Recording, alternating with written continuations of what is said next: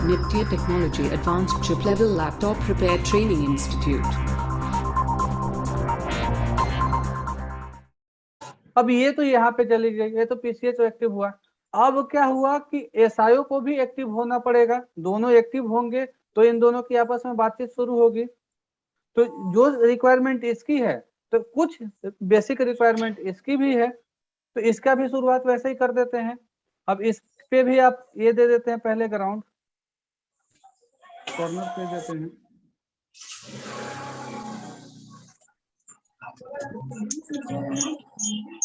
ये ग्राउंड हो गया। और क्या चाहिए एसआईओ को ऑन होने के लिए, और बेसिक सप्लाई क्या क्या होती है? वीसीसी मिलेगा। हाँ, इसके 4-5 पिनों पे आपको वीसीसी मिलेगी। हाँ सर, उसके बाद सर ग्राउंड रहेगा इसका अपोजिट में। ठीक है, यहाँ पे होगा इसको वीसीसी बोल दीजिए, ये भी एलडीओ से ही आएगा, 3.3 वोल्ट एलडीओ। ठीक है, और इसी सप्लाई से कॉइल लगा करके यहाँ पे आ जाएगा एवीसीसी। एक पिन का और दे देगा सर बराबर। ये वीसीसी हो गया, ये एवीसीसी हो गया। इसको सर और तो अगर यहाँ पे 4 है तो यहाँ पे ग्राउंड भी 4-5 होंगे, और एक एवीसीसी के लिए भी एक अलग से ग्राउंड हो जाएगा।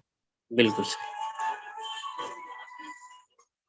सर। उसके बाद एसी इन आएगा सर। इसके आएगा एसी इन। एसी इन कहाँ से आता है सर? चार्जिंग आईसी से आएगा सर। चार्जिंग आईसी से एसी इन कब बनता है सर? जब भी पावर गुड निकालेगा सर। नहीं, पावर गुड तो बहुत आगे का चीज हो गया। एसी इन तो पहले ही निकल जाए। एसी इन कब निकलता है? हाँ सर, एसी इन जब भी इसका एसी ओके, जब एसी ओके वगैरह सब कंप्लीट हो जाए, आईसी का जो भी रिक्वायरमेंट रहेगा सर। हाँ, जब आपकी आईसी एसी ड्राइव आउट कर देती है, अगर ड्राइवर वाली आईसी है, ड्राइव वाली आईसी है, तो एसी ड्राइव आउट होगा, उसी टाइम पे आपकी एसी ओके भी आउट होती है, जो आगे आके एसी इन बन जाता है। बराबर सर। ठीक है, और क्या रिक्वायरमेंट है इसकी एसी इन के अलावा? एसी इन के अलावा सर और क्या क्या चेक करते हैं? मान लीजिए कि आपके पास ऐसा लैपटॉप आया है जो कि ट्रिगर नहीं हो रहा है, तो इसमें आप और क्या क्या चेक करेंगे ट्रिगर होने के लिए? ट्रिगर होने के लिए आपको एक चीज और चेक करनी पड़ेगी, इसमें भी राइटिंग लगा होता है, इस पिन को बोलते हैं आप एसी रीसेट। ठीक है, एसी रीसेट बराबर। ये भी क्या है कि 3.3 वोल्ट एलडीओ से कनेक्टेड होता है। 3.3 वोल्ट लिख रहे हैं, इसका मतलब एलडीओ ही समझना है आप सभी लोगों को। और क्या होती है? और क्या चाहिए आपको? और एक चाहिए आपको, आप भूल जा रहे होंगे आप लोग, ये चाहिए लीड। हाँ, एलईडी स्विच, बिल्कुल सर। ठीक है, ये लीड स्विच क्यों लगाया जाता है, या लीड स्विच की सप्लाई कहाँ से आती है, और ये लीड का इस्तेमाल किस लिए किया जाता है? अगर लीड का इस्तेमाल हम ना करें तो इसका क्या इफेक्ट आएगा? Dim display.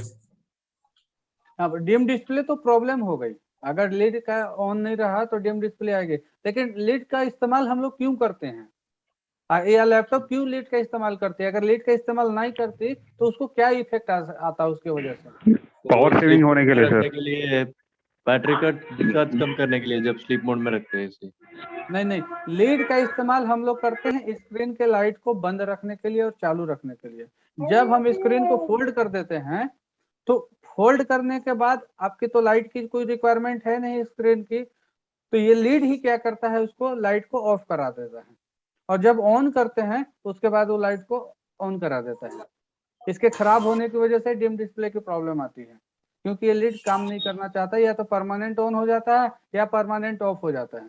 तो परमानेंट ऑफ हो गया तो लाइट परमानेंट बंद हो जाएगी, परमानेंट ऑन हो गया तो लाइट हमेशा जलती रहेगी डिस्प्ले फोल्ड करने के बाद भी। लेकिन जब हम डिस्प्ले फोल्ड कर दिए तो मुझे तो कुछ दिख नहीं रहा है, तो लाइट जलने का कोई मतलब नहीं बनता, इसीलिए उस जगह पे लीड का इस्तेमाल किया गया है, और इसकी ऑपरेटिंग मैग्नेट के थ्रू की जाती है। ये मैग्नेटिक स्विच है, जो मैग्नेट के इफेक्ट में इसकी वैल्यू बदल जाता है। आप लोग कभी स्क्रीन खोले होंगे तो देखे होंगे इसमें एक छोटा सा मैग्नेट भी लगा होता है। बिल्कुल सर, रहता है सर। उस मैग्नेट को आप निकाल दीजिए, आपका देखेंगे कि फोल्ड करने के बाद भी लाइट बंद नहीं होगा, स्लीप मोड में जाएगा ही नहीं कभी। तो इसमें आपको लीड स्विच का भी इस्तेमाल करना पड़ता है। बिल्कुल सही। ये तो सर मैग्नेट का यूज अभी मालूम पड़ा सर। हाँ ठीक है, इतने चीजें हो गई, इतना इसकी बेसिक रिक्वायरमेंट है। और बहुत सारे अब कुछ आयो में क्या करेंगे, आपको थर्मल भी मिलेगा। थर्मल आप लोग चेक करते हैं हाँ सर। या ये आपको VCIN के नाम से मिलेगा, या तो थर्मल मॉनिटरिंग के नाम से मिले या VCIN के नाम से मिले। ये इसकी बेसिक रिक्वायरमेंट है। इतना रिक्वायरमेंट इसको रहेगा तो ये ISIO एक्टिव होगी। इसके साथ साथ इसको इसके पास एक और चीजें चाहिए, वो चाहिए क्या? और सर थर्मल नहीं आया तो सर तो थर्मल नहीं आया तो आपकी IO ऑन नहीं होगी, अब ट्रिगर होगा ही नहीं। हाँ क्या सर? तो सर ये AC इन और VCC ग्राउंड और LED स्विच से और हमारा 3-5 नहीं एक्टिवेट होगा? 3-5 तो ऐसे भी एक्टिवेट हो जाएगा। 3-5 एक्टिवेट होने के लिए थर्मल का कोई रिक्वायरमेंट नहीं है। हाँ वही से। IO को ऑन होने के लिए थर्मल की रिक्वायरमेंट है। थर्मल अगर नहीं आएगा इसका तो आपका IO ऑन नहीं होगा। IO को लगेगा ओवर हीटिंग है, जिसकी वजह से हमेशा बंद रहेगा। बराबर सर, बिल्कुल सर।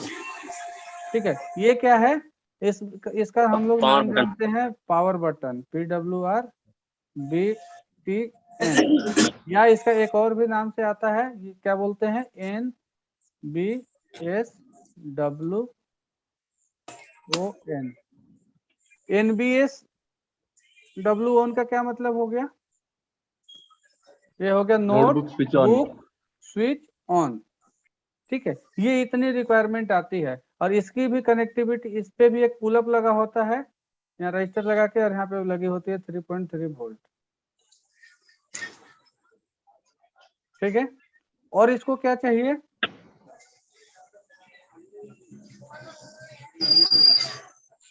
और इसको क्या चाहिए?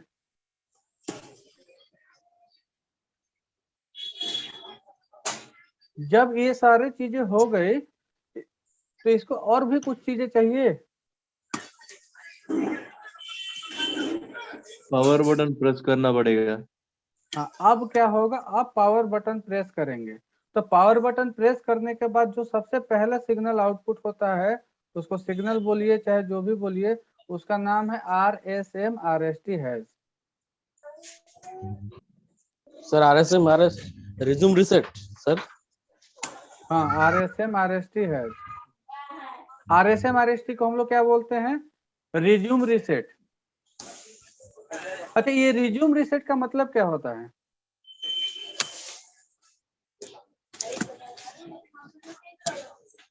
बता पाएंगे कि रिज्यूम रिसेट का मतलब क्या होता है? नहीं सर ये बताओ। तो रीसेट करने के लिए काम होगा। रिज्यूम किसे बोलते हैं? रिज्यूम का क्या मतलब होता है? रिसेट को तो छोड़िए, रिज्यूम का क्या मतलब होता है? जो बीच में जो स्टॉप हो गया उसे रीस्टार्ट करने के लिए। हाँ, रिज्यूम का मतलब है कि जो जहाँ पे है वहीं से स्टार्ट होगा। जैसे आप कोई भी प्लेयर चलाते हैं या कोई भी मीडिया प्लेयर चलाते हैं, कुछ भी चलाते हैं, तो आप उसको और रोक देते हैं, स्टॉप करते, सॉरी पॉज करते हैं, तो वहां पे एक ऑप्शन आपको हाईलाइट हो जाता है रिज्यूम। मतलब कि अगर आप रिज्यूम करेंगे तो आप जहां पे पॉज किए थे वहीं से स्टार्ट होगा। तो इसका भी वही है कि ये जहां पे रुका हुआ था वहीं से स्टार्ट होगा। मतलब लीड जैसे ही आपने फोल्ड किया, स्क्रीन फोल्ड हुआ तो एक स्लिप का मैसेज चला गया, ये स्लिप में चला गया। जैसे ही आप स्क्रीन को उठाएं, ये फिर से इसको मैसेज आएगा तो ये रिज्यूम हो जाएगा। और यही पिन उसका कारगर होता है रिज्यूम करने के लिए। ये जाके बताएगा कि आपका स्क्रीन ऑन हो गया है, अब आपको जो भी प्रोग्राम भेजना था स्क्रीन पे सारे को सारे भेज दीजिए। ठीक है, इसके बाद जो आपके आगे की प्रोसेस होती है वो होता है, क्या होता है उसके बाद? अब जो नए लेटेस्ट मदरबोर्ड आ गए हैं उसमें एक सिग्नल आपको और चेक करना पड़ेगा, वो करना पड़ेगा कि डीप पावर ओके।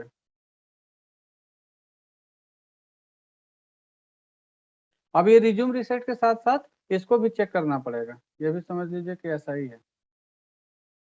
ये डीप पावर ओके। इसके बाद बारी आ जाती है पावर बटन आउट।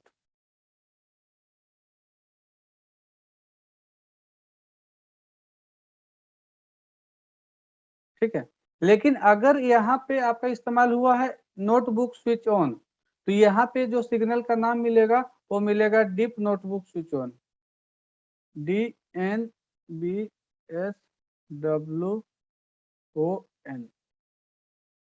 अगर यहाँ पे NBS ऑन मिला है तो यहाँ पे आपको DNBS ऑन मिलेगा। ठीक है, उसके बाद जब इतना चीजें हो गई, जब इतने चीजें आपकी हो गई, पावर बटन आउटपुट मिल गया, पावर बटन का सिग्नल भी मिल गया, तो क्या करेगा PCH अब रिप्लाई देना शुरू करेगा। पहले से क्या था कि ये रिप्लाई दे रहे थे, PCH को सारा चीज बता रहा था आपको कि RSM रिसेट हो गया, डीप पावर ओके भी है, पावर बटन भी है, सिग्नल भी मिल गई। उसके अगेंस्ट में PCH रिप्लाई देगा इसको, तो रिप्लाई में जो सबसे पहला आएगा वो आएगा SLP S3 _ sus। S3 तो अभी बहुत बाद में आएगा। और एक रिप्लाई देगा आपको SLP _ S4। ये मैं मैक्सिमम बता रहा हूँ, इसमें आपको कम हो सकता है, मतलब ज्यादा से ज्यादा सिग्नल के बारे में आपको बता दे रहा हूँ ताकि आपका कोई भी नाम आए आपके पास तो आपको परेशानी ना हो। सर SLP का मतलब है स्लीप सिग्नल होगा ना ये सर? हाँ, SLP का मतलब हो गया कि स्लिप वेल की सिग्नल है, जो अच्छा। PCS से आती है SIO को इंफॉर्मेशन देने के लिए। जैसे इसने 2-3 कमांड जो भेजा PCH को, तो बदले में इसने रिप्लाई दे दिया उसका। ठीक है, ये दोनों की आपस की कम्युनिकेशन है। जैसे मैं कुछ बोला तो और सर बदले में एक आप भी कुछ ना कुछ एक बोलेंगे। चीज बोलना चाहता हूँ, सच सिग्नल जो होता है वो सस्पेंड सिग्नल होता है ना, जो सच। हाँ, सस जो है सस्पेंड सिग्नल होती है, वो एक अलग है। अगर S5 जो आप कह रहे हैं वो अलग है, ये अलग है। अच्छा अच्छा अच्छा। अब SLP S3 जाएगी। ठीक है, इसके बाद जब ये मिलेगा तो फिर अब क्या हुआ, इन लोग का एक रूल समझ लीजिए, दोनों का जो इतने भी माइक्रो प्रोसेसर हैं इसका एक रूल है। रूल क्या है कि अगर ये कुछ इनपुट होगी तो उसके अगेंस्ट में कुछ ना कुछ आउटपुट भी होगा। ऐसा नहीं है कि वो चुप सुन के चुप हो जाएगा। जैसे मैं आपसे कुछ पूछा तो कुछ ना कुछ आपको रिप्लाई देंगे आप, ऐसा तो होगा नहीं कि मैं बोलता रहा और आप चुपचाप बैठे रहे। तो माइक्रो प्रोसेसर जितने भी टाइप के माइक्रो प्रोसेसर हैं मदरबोर्ड में लगे हुए, तो उसमें क्या होगा कि अगर इसकी कुछ इनपुट होगी तो उसके अगेंस्ट में कुछ ना कुछ आउटपुट देगा। तो देखिए इनपुट और आउटपुट का सिलसिला शुरू हो गया है। यहाँ पे इनपुट हुई पावर बटन आउट, ठीक, डिप पावर ओके, अगेंस्ट में इसने निकाल दिया SLP _ sus और SLP _ S4। अब SIO पे आ गया। अब इसके बाद अब SIO रिप्लाई देगा, इसके बाद अब SIO रिप्लाई देगा। लेकिन ये SLP _ S4 की जो सिग्नल है वो सिर्फ SIO पे ही नहीं जाती है, इसकी थोड़ी सी वर्किंग बढ़ जाता है। थोड़ा सा वर्किंग क्या है इसको अभी मैं आपको थोड़ा डिटेल में समझा देता हूँ। ये क्या होता है कि कभी कभी ऐसा होता है कि ये आगे रैम सप्लाई को चला जाता है, रैम रेगुलेटर इसको मान लीजिए 1.5 वोल्ट मान लीजिए। ठीक है, तो ये क्या होगा, कभी कभी SIO को तो जाएगा ही और इसको भी आ जाएगा। और जब ये आएगा तो इसके अगेंस्ट में आपकी सप्लाई बन जाएगी। ये सप्लाई का नाम होगा VDDQ, जिसको हम लोग बोलते हैं रैम सप्लाई। अगर ये इसका अगर इस्तेमाल ऐसे ना किया हो तो क्या करेगा कि S4 लेने के बाद एक यहाँ से आउटपुट निकालेगा, इधर से आउटपुट निकाल लेते हैं, ठीक है, और यहाँ पे आके दे देगा। इसका क्या नाम रहेगा, इसका नाम रहेगा सस ऑन। आप देखेंगे कि रैम सप्लाई रैम रेगुलेटर के ऊपर कभी सस ऑन के नाम से सिग्नल आती है, कभी SLP _ S4 के नाम से आएगा। लेकिन रैम के अंदर जो लिखा होगा यहाँ पे लिखा होगा S5। इस पिन पे हमेशा S5 ही लिखा रहेगा, लेकिन सिग्नल या तो सस ऑन रहेगी या तो SLP _ S4 रहेगा। ठीक है, ये दोनों में से किसी का भी इस्तेमाल कर सकता है। तो आपको मैंने बताने के लिए वो चीज लिख दिया था, इसको थोड़ा सा भी हम इरेज कर देते हैं, एक लाइन ये वाला, ठीक है। अब ये जो सिग्नल जो गए, अब यहाँ पे S4 मिला, उसके अगेंस्ट में यहाँ पे इसने आउटपुट दे दिया आपको, ठीक है, ये चली गई यहाँ पे। इसके बाद क्या होगा, ये फिर से भेजेगा, SLP S4 तो आया, ये फिर से क्या करेगा, एक और सिग्नल निकालेगा यहाँ से,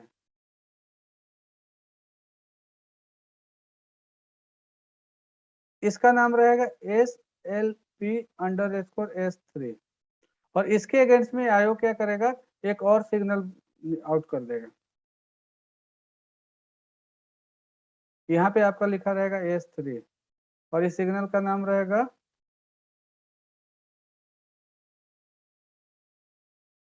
SUSP_HAS। SUSP_HAS के नाम से जानते हैं सिग्नल।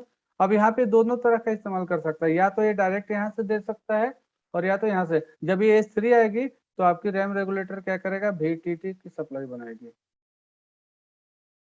आप लोगों को पता है कि रैम रेगुलेटर भी डुअल रेगुलेटर है। आपका जो रैम रेगुलेटर है वो डुअल रेगुलेटर है। एक जो VDD क्यू बनाती है जो कॉइल पे मिलती है, और एक सप्लाई बनाती है VTT जो कि रैम रेगुलेटर की आधी होती है। अगर ये 1.5 अगर रेगुलेटर पे बना है तो VTT की सप्लाई होगी 0.75। और इसके अलावा ये जो ये दोनों सिग्नल जो जाते हैं और भी रन सप्लाई बनाती है, सिर्फ रैम पे ही नहीं जाते हैं, इसके अलावा भी बहुत सारा रन सप्लाई बनाता है। रन की जो भी सप्लाई बनती है वो सारी सप्लाई SLP_S4 और SLP_S3 के मदद से बनता है। सर एक चीज बताना चाहता हूँ, जो हैश जो SUSP जो हैश है, ये सप्लाई हैश का मतलब बाद में बनेगा ना?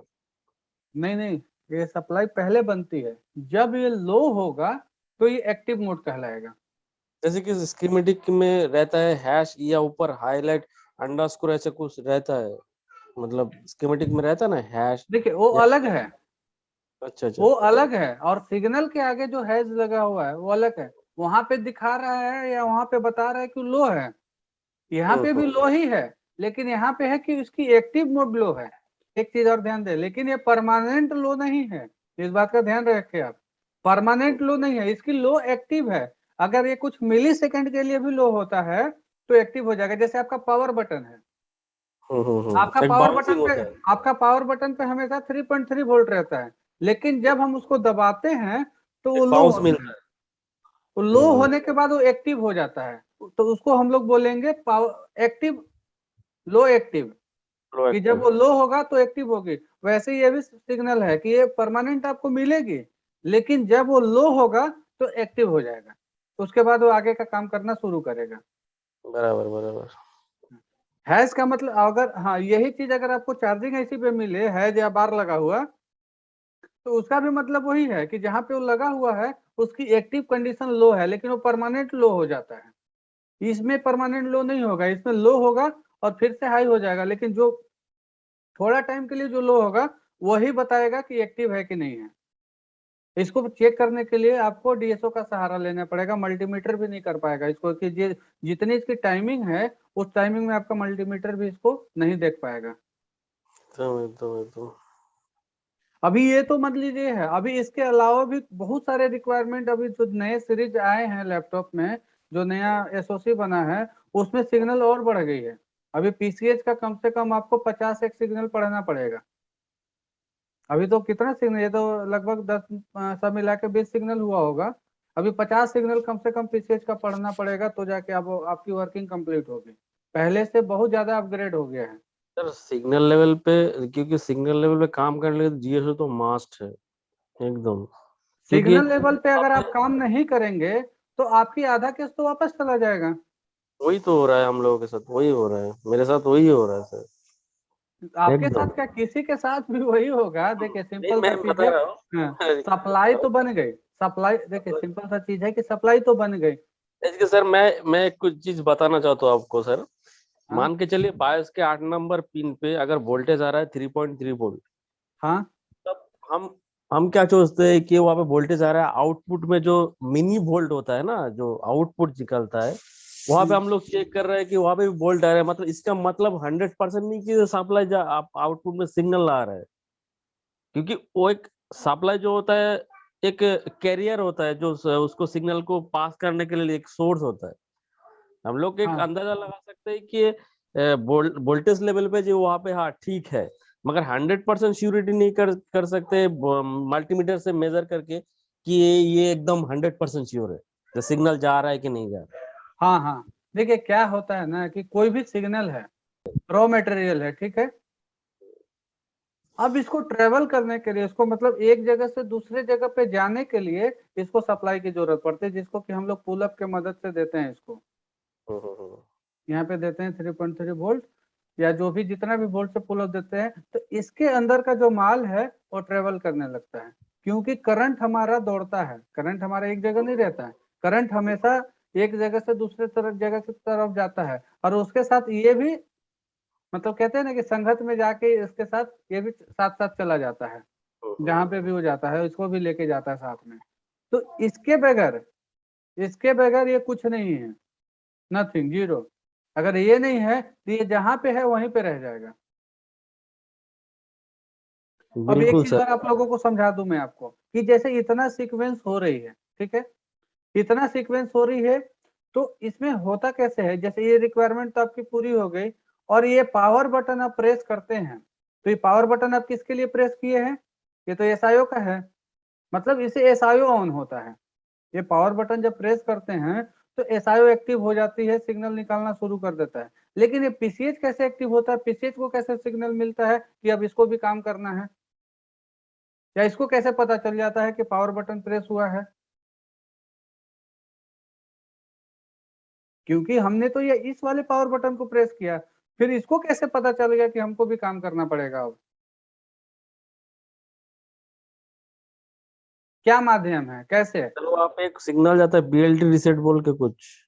पीएलटी रिसेट तो बहुत बाद का सिग्नल है, वो सारी सप्लाई बनने के बाद बनती है। अभी तो आपका यहीं पे अभी तो फर्स्ट स्टेज है, ये समझिए कि ये फर्स्ट स्टेज अच्छा, है। पीसीएस को कैसे सप्लाई मिलेगा? पीसीएच को कैसे पता चल जाता है कि अब उसको ऑन होना है, या अब उसको बाकी सिग्नल आउटपुट करनी है, एसएलपी निकालना है? और बटन आउट से सर। पावर बटन आउट से। देखिए इसको आप प्रेस करते हैं तो इसको एसआईओ प्रेस करती है। तो अगर यहाँ पे जब सिग्नल बनता है तो यहाँ पे क्या होता है कि पहले हाई है, ठीक है, हाई है, जब आप पावर बटन प्रेस करेंगे लो होगा, फिर थोड़ा देर के बाद हाई हो जाएगा। तो ये क्या होगा कि ये ऑन हो जाएगा। ये समझ गया कि हाँ लो हुई, मतलब इसकी एक्टिव लो हुई।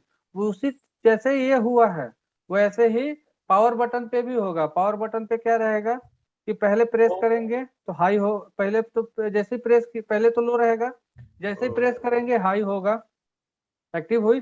और जब अगर यहाँ पे प्रेस हुआ है तो थोड़ा देर के बाद आपका यहाँ पे भी प्रेस होगा, फिर ऐसे होगा, फिर ऐसे होगा। ये यहाँ पे इस टाइप का सिंबल दिखाएगा पावर बटन आउट पे।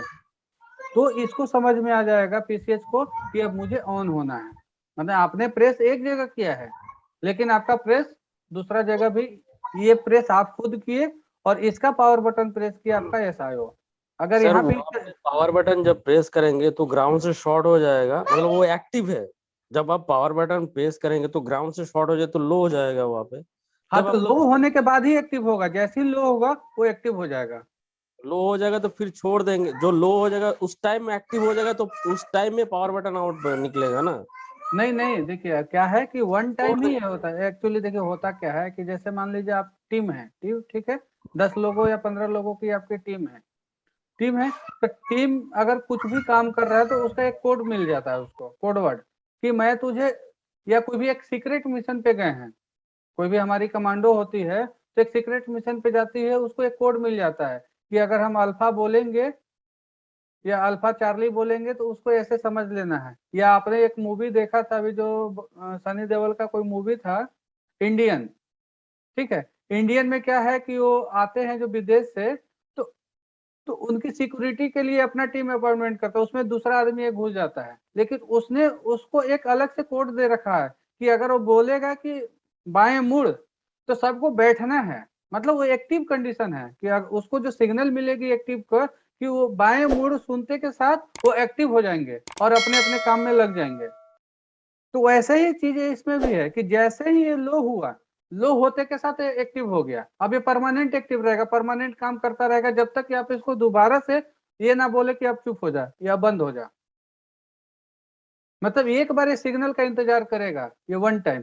तो जैसे ही ये सिग्नल आप जैसे ही एसआईओ को ऑन करेंगे वैसे ही क्या करेगा, कुछ मिली सेकेंड के बाद एसआईओ पीसीएच को बोल देगा कि तू भी ऑन हो जा, मेरे लिए सिग्नल आ गई है, अब तू भी चला जा। अब ये लोग दोनों फिर आपस में बातचीत करना शुरू कर देते हैं और सप्लाई बन जाती है सारी। अब जब सप्लाई सारी बन गई तो सारी सप्लाई बनने के बाद जो प्रोसेस आता है वो होता है कन्वर्जन। कन्वर्जन समझ में आता है? कन्वर्जन किसको बोलते हैं?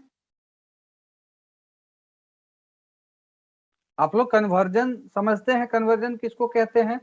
या डीसी टू डीसी कन्वर्जन बोलते हैं, या डीसी टू डीसी पासिंग बोलते हैं, या कन्वर्जन कर बोलते हैं?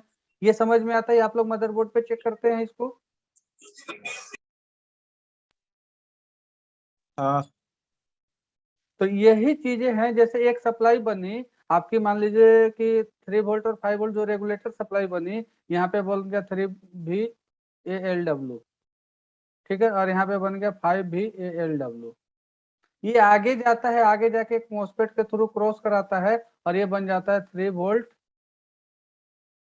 S5 या सस या रन, जो भी बना दे। तो ये जो नाम हुई इसको बोलते हैं हम लोग कन्वर्जन, कि यहाँ से 3 वोल्ट लिया, यहाँ पे 3 वोल्ट ही दिया, लेकिन दोनों का नाम चेंज हुआ। लेकिन ये कब किया? जब आपकी ये सस्पी या ससोन की सप्लाई जब इसको आएगी, या सस्पी हैज की सप्लाई इसको आएगी, जिससे भी ये कनेक्टेड होगा, ये आएगी तो ये कन्वर्जन होगा। मतलब कि पहले ये सप्लाई बनेगी और पावर बटन करने के बाद इधर पास होगा। इसको हम लोग पासिंग भी बोलते हैं, डीसी टू डीसी कन्वर्जन भी बोलते हैं, डीसी टू डीसी पासिंग भी बोलते हैं। अलग अलग लोग अलग अलग टाइप से इसका नाम देते हैं, लेकिन एक्चुअली क्या है कि ये सप्लाई एक जगह से दूसरे जगह ट्रेवल करता है कब? जब इसको सस पी हैज या ससोन की सिग्नल मिलती है तब, या रन की सप्लाई मिलती है तब। इसको सस पी हैज को आप रन भी बोल सकते हैं, सस पी हैज बोलिए या इसको रन बोलिए, रन। तो ये सारी ये प्रोसीजर है एक मदरबोर्ड को ऑन होने का।